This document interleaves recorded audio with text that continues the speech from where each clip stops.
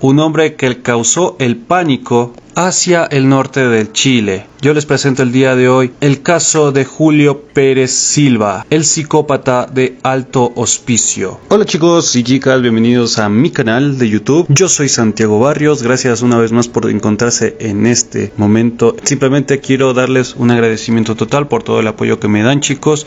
Nada más para recordarles así rapidísimo que se pueden suscribir al canal si eres nuevo o nueva, ya que más del 90% de personas que ven mis videos no están suscritas, así que te invito a que lo hagas e igualmente activa la campana de notificaciones. Julio Pérez Silva nació en Puchuncaví, región de Valparaíso, en el país de Chile, un 15 de julio del año de 1963. Nació bajo el seno de una familia humilde y sobre todo en parte conflictiva, y esto era más gracias a su padre, ya que tenía un carácter sumamente violento, y era todavía más grave esta situación cuando él tomaba o él se alcoholizaba. Había muchos espasmos en este periodo de tiempo cuando se encontraba el caballero alcoholizado que agredía a la madre de Julio Pérez Silva y lo agredía también a él. Y no solo estos dos, sino que también gran parte de sus hermanos, ya que Julio Pérez Silva era el quinto entre los 6 hermanos que tuvo esta familia. Justamente Julio tenía 7 años la noche en que su padre le soltó la cabeza contra una pared por haber entrado a su habitación sin pedir permiso. El niño quedó inconsciente por el golpe. Su madre, paralizada del miedo, no pudo defenderlo de alguna manera. Elsa Silva, la madre de Julio, solía llevarse la peor parte durante los arranques de violencia, que justamente al momento de estar borracho el tipo despertaba, sacaba justamente él. Cuando se sentían sus pasos tambaleantes por las calles de Puchuncaví, todos corrían a esconderse entre los cachureos del patio, que es como decir objetos que se encontraban en el patio que estaban desperdiciados o que simplemente estaban ahí porque no tenían un uso alguno y solo estaban ahí de estorbo, ¿no? Es decir, cosas que te gustaría a ti deshacerte de tu casa, por ponerle algún ejemplo, ¿no? Solo regresaban cuando oían los ronquidos del hombre desplomado sobre su cama. Al crecer, los niños ya no huían de esta situación, sino que se quedaban a defender a su madre. Y justamente Julio era el que más impotencia sacaba de todo esto, ya que era prácticamente uno de los últimos hermanos y prácticamente era muy pequeño cuando sucedía estos aspectos. Tenía que verse frustrado a ver cómo a veces su padre le daba palizas tanto a su madre como a sus hermanos e inclusive después a él, por lo que en ese sentido se crió en un margen de violencia muy fuerte en su casa. Su padre también se llamaba Julio Pérez. Por años fue operario de ENAMI en Ventanas, que para los que no lo sepan, el ENAMI es una empresa justamente que se dedica a lo que es la minería. Como esta familia vivía en la parte norte de la zona de Chile, justamente en estos lugares se dice que se encuentran las mayores reservas de piedras brillantes o de piedras valiosas en el país chileno. Volviendo al tema, pero sus frecuentes ausencias después de sus borracheras provocaron el despido en el año de 1975. Tuvo que buscar trabajo en las siembras como jornalero y este hombre fallecería de cáncer en el año de 1999. Pero a pesar de este enorme margen de violencia, de alcohol que se fomentaba en su hogar, Julio era una persona bastante diferente de como por ejemplo su casa, el comportamiento habitual de su padre. Era bastante diferente, no era influenciado de alguna manera, ya que según muchas personas que lo conocieron, parecía ser amable y comprensivo, no tenía adicciones y le agradaba a las mujeres, solo parecía amenazante cuando jugaba al fútbol. Su fuerte forma de jugar lo ayudó a ganar la camiseta de número 4 en el equipo senior de Iquique. Solamente en esa parte de su vida mostraba cierta violencia, pero aparte de esto era un tipo que la mayoría de veces siempre estaba muy callado. A veces incluso Julio Pérez amasaba pan y lo compartía con personas que conocía. Le gustaba hablar de sus 3 perros, el Nacho, que era un perro negro, que inclusive es bastante querido por la gente del barrio donde vivió este sujeto. También la Duquesa y el Son, que él llamó así porque lo amaba como si fuera su hijo. Y justamente por este ámbito que era sumamente extrovertido, que era sumamente tímido, las personas no sabían realmente de dónde provenía o qué hacía. Nunca habló realmente él de sus asuntos personales. Muy poca gente en realidad sabía que creció en Puchuncaví, donde estudió hasta el 8º grado. Pero a pesar de esto, crecería de una manera sumamente normal, inclusive siendo un joven y hasta un adulto bastante tranquilo, bastante normal. Hasta incluso sus maestros decían que se trataba de un alumno tranquilo, callado y bastante introvertido. Se casó a la edad de los 22 años con Mónica Cisternas, oriunda de La Calera, y tuvieron 2 hijas. Luego convivió 5 años con Marianela Vergara, quien ya tenía otras 2 hijas. Con ella regresó a Puchuncaví y cosechó fama de buen esposo. Es decir, para los actos que tiempo después él comenzaría a realizar, era prácticamente alguien que jamás se podría sospechar, porque era una persona de bien, se llevaba bien con sus vecinos, era una persona respetuosa y sería muy difícil creer que él había hecho los crímenes que se le imputaron en su día. Con el tiempo, sus hermanos mayores se trasladaron a La Calera.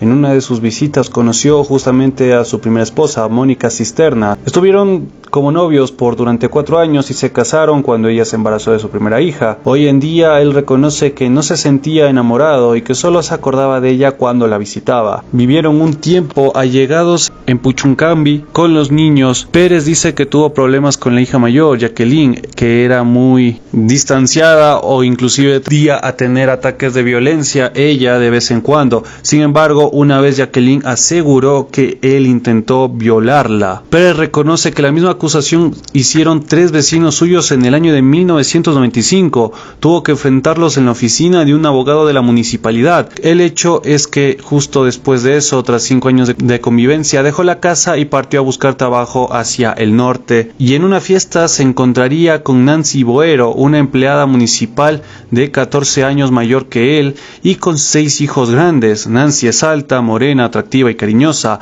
A las 2 semanas se fueron a vivir juntos, itineraron por distintas casas y se instalaron por un tiempo en un sitio que ella tenía en la avenida Pedro Prado. En 1997 Nancy decidió vender el terreno para comprarle a Julio Pérez un auto, y no solo eso, le pagó un curso de manejo porque él no sabía conducir. El hermano de Nancy, Nils, salía con su cuñado a practicar por los alrededores de Iquique. Nils lo consideraba un buen hombre que no bebía ni fumaba, algo ermitaño pero ordenado y amable con Nancy. El Nissan Beige le cambió la vida a Pérez Silva. Frente al volante se sentía importante. Después de haber estado años cargando sacos de sal, en enero del año del 2000 dejó ese trabajo y comenzó a trabajar en sus ratos libres como taxista pirata. Para entonces él y Nancy ya se habían instalado en el sector de autoconstrucción de Alto Hospicio. Salían a dar paseos en automóvil por el desierto. Además él iba solo muchas veces a buscar en los botaderos alguna chatarra o algo que se pueda revender para así obtener cierto dinero. Pero yendo más hacia la historia que nos compete, el 17 de septiembre del año de 1998,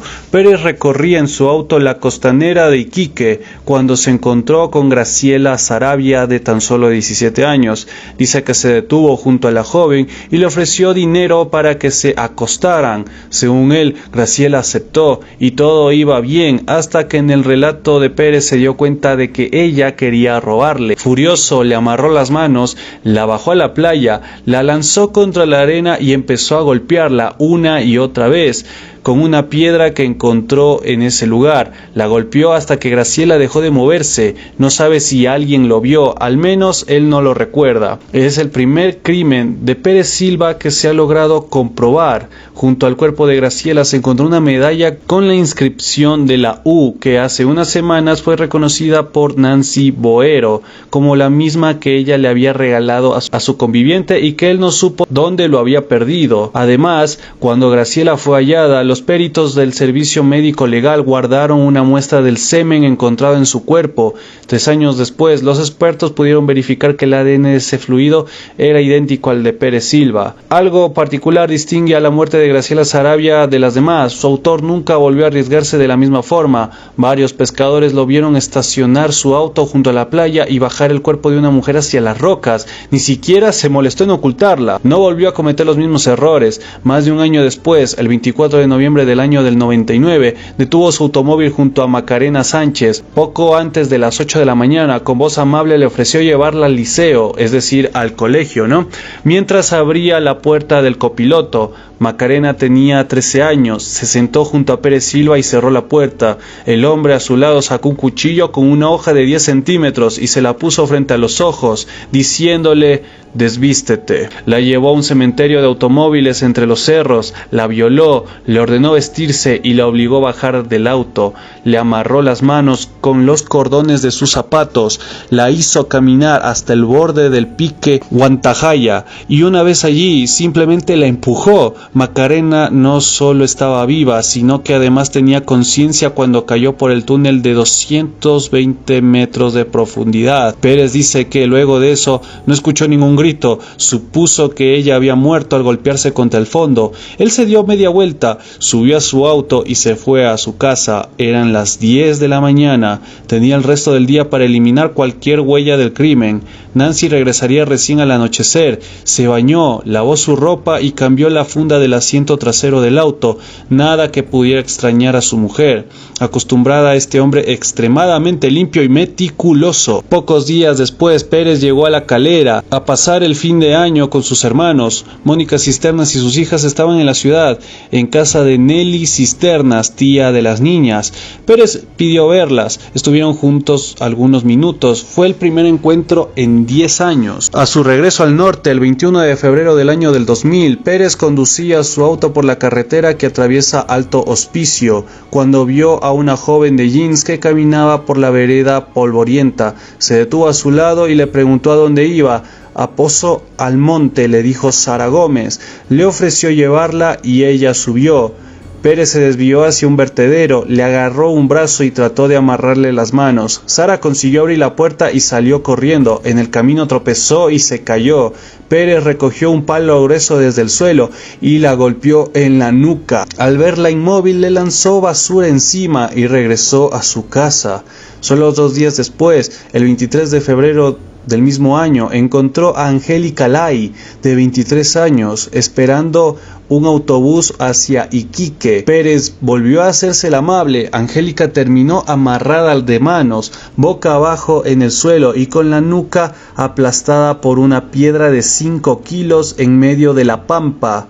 El 23 de marzo, Pérez recogió a Laura Sola, de 14 años, la asesinó en Huantajaya, tal como había hecho con Macarena Sánchez. El 22 de mayo hizo lo mismo con Patricia Palma, de 17 años. Es imposible saber si las jóvenes murieron al golpearse en las paredes del pique o si alcanzaron a comprender que había al final de la caída. Un 5 de abril del mismo año había recogido a Caterine Arce a la salida de la toma La Negra. Después de violarla, la llevó a un basural clandestino y la mató como a Angélica Lai. El 2 de junio del año del 2000, Macarena Montesinos fue ultrajada y asesinada de la misma forma en La Pampa. 4 semanas más tarde, Pérez conducía por la autoconstrucción cuando se encontró con Viviana Garay. Ella también murió de un golpe en la cabeza, al sur de Alto Hospicio. Pérez no reconoce premeditación en sus actos. «No sé», responde cuando se le pregunta por qué mató a las niñas. Nunca oyó gritos ni llantos ni recuerda haber forcejeado con sus víctimas. En su cabeza aparece cada una de las niñas sometiéndose en silencio a la violación y la muerte. Se quedaban tranquilitas, tenían susto, ni hablaban, decía él. Pero Orlando Garay no se quedó callado. Para él estaba claro que las desapariciones de las niñas estaban relacionadas entre sí. Y no solo eso, sino que también se le relaciona con otro acto que pasó el 18 de julio. Se encontró la mochila y la ropa de la joven en un basural. Y así fueron pasando las víctimas de parte de Pérez, haciéndose hasta ahora un total de 14 víctimas reconocidas. De acuerdo con el primer informe pericial y su propia confesión, Pérez Silva eligió metódicamente a sus víctimas en base a una especie de patrón repetitivo. Debían ser delgadas, morenas y casi todas de pelo largo. Las observó durante días antes de tomar la decisión y actuó. Su trampa era ofrecerles llevarlas justamente a casa o a su colegio o hacia donde ellas se trasladaban, como un taxi falso por unas cuantas monedas. Cuando las niñas ingresaron a su vehículo, las amenazó con un cuchillo y las condujo a los alrededores de Alto Hospicio. Antes de violar a las niñas, las golpeó. Luego, una vez que le ataría los pies y las manos, les golpeó repetitivamente la cabeza hasta la muerte. Finalmente las cubría con bolsas y las arrojaba a basureros clandestinos o pozos de minas abandonadas. Casi todas las niñas mostraron una aplicación de violencia brutal orientada a causarles la muerte.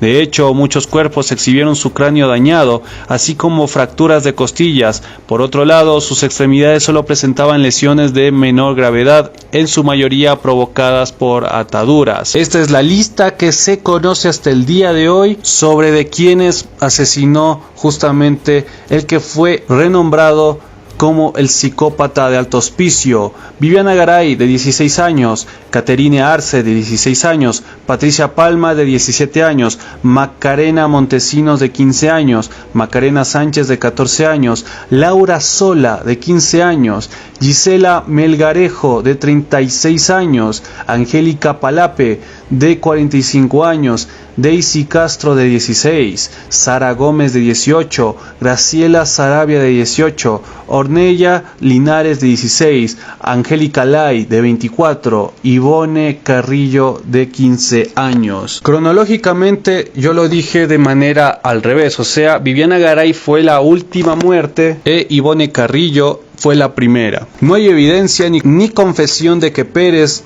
haya hecho otro homicidio después de Viviana Garay. Al parecer, el clima de alerta que se vivía en Alto Hospicio le impedía actuar con facilidad como lo hacía antes. En público, él se sumaba al temor colectivo. A mediados del año del 2001, cuando trabajaba para Sigdo Coppers, un compañero suyo le escuchó afirmar a propósito del Alto Hospicio: si alguien le hiciera algo a mis hijas, yo lo mato, dijo. Él seguía representando su papel de buen tipo. Sus vecinos nunca lo oyeron gritar, ni lo vieron enojarse. Les daba confianza el cariño con que trataba a sus 3 perros. Le dejaban a sus hijos e hijas encargados cuando salían. Alicia Moreno recuerda que su niño se iba a ver televisión en la noche a la casa de Pérez y que él y Nancy le hicieron a su hijo el único regalo que recibió la Navidad pasada, es decir, del año 2000. Pero el criminal no se había detenido por completo. El 17 de abril del año del 2001, Pérez abordó a Maritza, de 16 años, en la bajada de la micro o del bus en el sector de la autoconstrucción.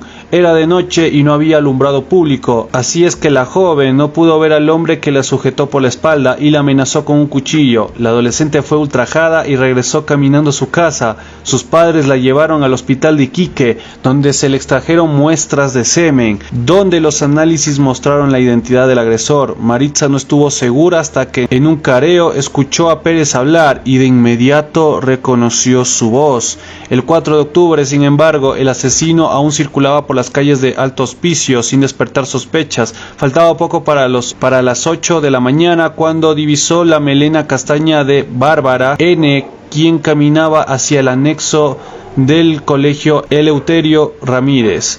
Como hizo con las otras, Pérez ofreció llevarla.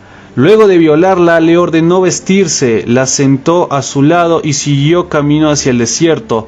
Bárbara estaba alarmada, pero se daba cuenta de que las cosas podían ponerse aún peores. En un intento de congraciarse con Pérez, sacó de su mochila el sándwich que llevaba como colación y se la ofreció, o como recreo, como les gusta decirlo, chicos, pero él no la quiso. El auto se detuvo junto a una fosa natural, 9 kilómetros al sur-oriente de Alto Hospicio. Pérez ordenó a la niña sentarse en el borde y desde ahí la arrastró desde los pies hacia abajo. La fosa tiene 17 metros de profundidad. Bárbara quedó sobre una pequeña elevación. Pérez la puso boca abajo y subió. Vas a morir al igual que las otras niñas. Recuerda haber oído Bárbara antes de sentir el golpe de una piedra y perder el conocimiento. Pérez reconoce haberle confesado sus crímenes a Bárbara y dice que no sabe por qué lo hizo. Más que remordimiento, es probable que sintiera decepción, porque nadie atinaba con la hipótesis correcta sobre las desapariciones. El mismo día en que violó a Bárbara, Pérez fue detenido al entrar a la autoconstrucción. Nunca opuso resistencia ni mostró nerviosismo. Cuando los carabineros de la subcomisaría de Alto Hospicio le dijeron que era sospechoso de violación, él respondió: eso es imposible. Solo enfrentando a la niña reconoció el hecho. Pérez asegura que no intentó matarla, que sí, que si cayó a alguna roca fue por el deslizamiento del terreno mientras él subía, y que la dejó ahí viva para que pudiera regresar caminando, pero la magistrada no le creyó. Durante el juicio decidieron también acusarlo por intento de homicidio en contra de Bárbara. Este cargo se suma a los anteriores: 9 homicidios y 2 violaciones. El procesado lo reconoce sin titubeos. En los interrogatorios afirma que todo lo hizo sin ayuda y nunca ha pretendido alegar demencia. El abogado que le designaron, Osvaldo Flores, lo visitó una sola vez y no ha querido encontrárselo de nuevo. Pérez lo recibió con una indiferencia humillante y le dijo que no le interesaba su defensa. Julio Pérez solo ha pedido que le entreguen su ropa y que lo visite Nancy Boero, nadie más, pero Nancy se niega a enfrentarse a él alguna vez en su vida. Le llevó una frazada y un abrigo verde enviada por su hermano Nils, pero simplemente ella le dejó las cosas y se marchó. El asesino nunca se desesperó e inclusive cuando lo mantenían preso junto a 2 policías para ver si es que este mostraba algún indicio de que quería confesar o que tenía que decir algo al respecto, este se hallaba tranquilo, hasta incluso decían que dormía bastante tranquilo. Ellos lo sabían con certeza, hasta incluso una lámpara fluorescente lo alumbraba toda la noche para facilitar la vigilancia.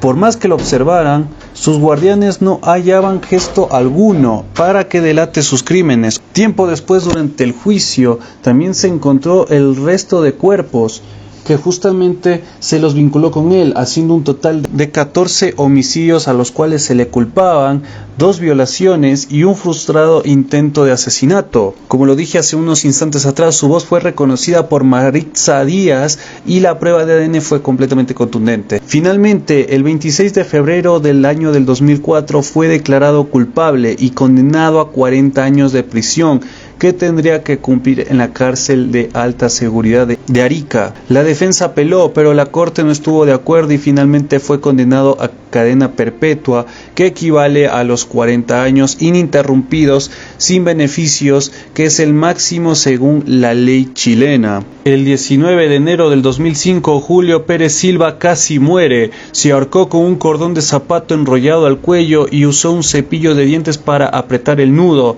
La reacción de los policías lo salvó luego de notar lo ocurrido 15 minutos después, cuando se escondía el rostro con una sábana, descansando en su litera. Fue hospitalizado por hipoxia cerebral, o sea, falta de aire. A partir de ese día sus terapias se intensificaron y su seguridad aumentó. Incluso tiene cámaras de seguridad en su celda para evitar un segundo intento de suicidio. El 12 de enero del año del 2011 fue trasladado a la cárcel Colina 1, ubicada en Santiago, donde actualmente cumple condena. Muchos expertos afirman hoy en día que en realidad no fueron ni siquiera 14 homicidios, sino que fueron hasta incluso muchos más, pero que los cuerpos jamás fueron encontrados porque justamente dicen que no solo eran estas fosas de minas las cuales él usaba para esconder a sus víctimas, sino que también usaba otras alrededor de Alto Hospicio, o que incluso en la Calera él hacía fosas comunes. Estos son teorías que han dado los expertos, no hay nada relativamente concreto, tampoco se ha podido probar nada, chicos, pero es una teoría que muchos incluso afirman que es correcta. Y bien, amigos, este fue el video del día de hoy, de esta semana. De verdad, muchas gracias por llegar hasta esta parte final del video. Les recuerdo rapidísimo y nuevamente, antes de terminar, que si eres nuevo o nueva pasándote por mi canal, te puedes suscribir. Eso me animaría muchísimo, la verdad, y para variar estaría genial si lo hacen. También activen la campana de notificaciones, así YouTube les notificará, valga la redundancia, cada vez que yo suba un video al momento, y así no se pierden ningún solo contenido que yo trato en mi canal. Denle mucho apoyo al video dándole like al mismo y compartiéndolo con todos sus amigos, con todas las personas que les pueda llegar a interesar esta clase de contenido, chicos. Y comenten en la caja de comentarios qué les pareció este video, si tienen alguna información que puedan aportar al mismo, o simplemente dando su opinión o recomendándome algún caso en particular que haya sucedido sucedido en sus localidades, en su país o en la región en donde ustedes vivan, etcétera, etcétera, etcétera. Sin más que decir, chicos, yo fui Santi Barrios. Yo los veré la próxima semana con un nuevo video, si así el destino lo quiere.